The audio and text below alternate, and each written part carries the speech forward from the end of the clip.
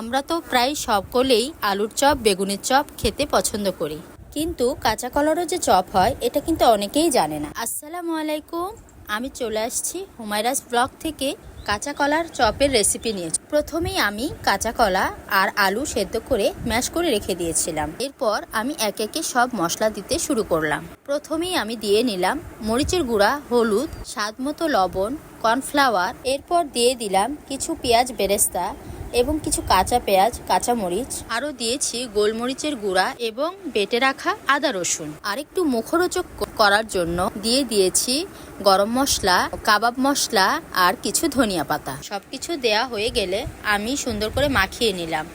এরপর আমি হাতে সামান্য তেল মাখিয়ে নিয়ে ম্যাশ করা কাঁচা কলাগুলো গোল গোল করে শেপ দিয়ে নিলাম।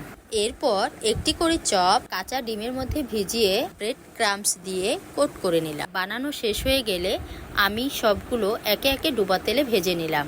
আশা করি আপনারাও সবাই বাসায় ট্রাই করে দেখবেন কেমন লাগে। ভিডিওটি ভালো লাগলে লাইক, কমেন্ট, শেয়ার করে আমার পাশে থাকবেন। আল্লাহ হাফেজ।